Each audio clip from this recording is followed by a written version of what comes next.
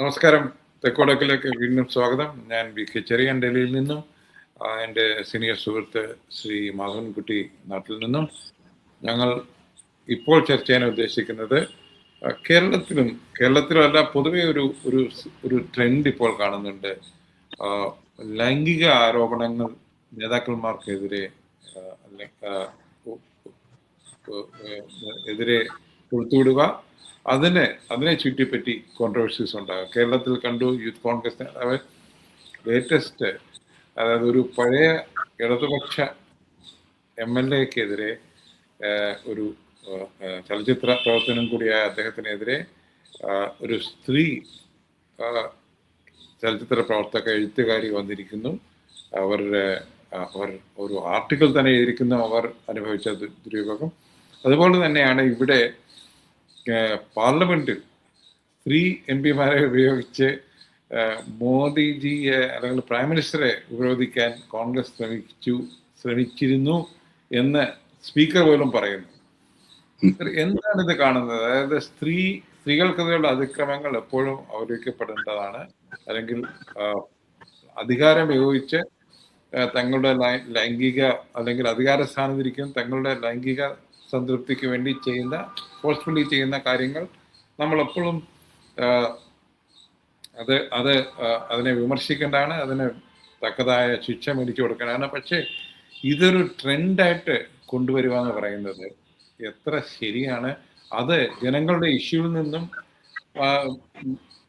ജനങ്ങളെ അവരുടെ വളരെ വളരെ തീവ്രമായ ഇഷ്യൂകളിൽ നിന്നും മാറ്റി നിർത്തി കാണുവാനുള്ള ഒരു ശ്രമം കൂടിയല്ല ഇത്? അല്ല, ചെറിയാൻ, എനിക്കിപ്പോ ഈ കോൺഗ്രസിനെതിരെ BJP ഉന്നയിക്കുന്നത് വെറും ഒരു ആരോപണമാണ്, അല്ലാതെ അതിന്റെ വസ്തുതാപരമായി എന്തെങ്കിലും നിരത്തിക്കൊണ്ടല്ല ഇത്തരത്തിലുള്ള ആരോപണത്തിന് BJP മനസ്സിലാക്കുന്നത്. എനിക്ക് അറിഞ്ഞുകൂടെ, താങ്കൾക്ക് ഒരുപക്ഷെ എന്താണ് ഒരു വീഡിയോ ഇല്ല, അവരെ ചാനലുകൾ ചേംബറിൽ നിന്നുള്ള വീഡിയോ റിലീസ് ചെയ്തു. അത്തരത്തിലുള്ള ഒരു ആരോപണവും ഒരു പൊതു ആരോപണമാണ്. അതിനെപ്പറ്റി എനിക്ക് തോന്നുന്നത് ഏതെങ്കിലും ഒരു വ്യക്തിയോ ഏതെങ്കിലും ഒരു സ്ത്രീ MP-യെയോ ഉപയോഗിച്ചുകൊണ്ട് എനിക്കതിനെ കുറിച്ച് വ്യക്തമായ ഒരു ധാരണയില്ല. താങ്കൾക്ക് ഒരുപക്ഷെ ഈ വരും ദിവസങ്ങളിൽ കൂടുതൽ മനസ്സിലാക്കാൻ കഴിയും. പക്ഷെ കേരളത്തിൽ നടക്കുന്നത് ഒരു അമിതമായ എന്തോ പരാതി പറച്ചിലാണെന്നുള്ള സൂചന ഞാൻ യോജിക്കുന്നില്ല. കാരണം ഇപ്പൊ താങ്കൾ സൂചിപ്പിച്ചപ്പോ ഏറ്റവും അടുത്ത കാലത്ത് നടന്ന രാഹുൽ മാങ്കൂട്ടത്തെ പറ്റിയുള്ള ആരോപണങ്ങൾ വസ്തുതാപരമാണ്. അതിന് വേറെ തെളിവുകൾ ആവശ്യമില്ല. ഇനി ഏതെങ്കിലും രാഷ്ട്രീയത്തിന് വേണ്ടി ഉപയോഗിക്കുകയാണെങ്കിൽ പോലും അതിന്റെ പുറകിൽ നടന്ന സംഭവങ്ങളെ സംബന്ധിച്ച് ഏകദേശം വ്യക്തതയുണ്ട്. നിങ്ങൾക്ക് നിരവധി സ്ത്രീകളുടെ സത്യവാങ്മൂലത്തെ അങ്ങനെ ഒരു രാഷ്ട്രീയ സൃഷ്ടിയായിട്ടോ അല്ലെങ്കിൽ വെറും എന്താ പറയണ്ടേ, ഒരു തെറ്റായ പ്രചാരണത്തിന് വേണ്ടിയോ അല്ലെങ്കിൽ ഒരിക്കൽ കീഴ്പ്പെട്ട് അല്ലെങ്കിൽ ഒരിക്കൽ കൺസെൻഷ്വലായിട്ട് ലൈംഗിക ബന്ധത്തിൽ നിന്ന് ഒരു പാർട്ട്ണർ, ഒരു പങ്കാളി മാറുമ്പോഴുള്ള രോഷപ്രകടനവുമായിട്ടോ മാത്രം കാണാൻ കഴിയുകയില്ല. എങ്കിലും അത്ര വ്യാപകമാണ് രാഹുൽ മാങ്കൂട്ടം. ഞാൻ ചോദിക്കുന്നത് അതുകൊണ്ടല്ല സാർ, ഞാൻ അത് അംഗീകരിച്ചുകൊണ്ട് തന്നെ പറയുന്നത്, അത് കോൺഗ്രസ് പാർട്ടിയുടെ നയത്തിന്റെ പാർട്ടായിട്ടുള്ളതല്ല. അങ്ങനെയാണെങ്കിൽ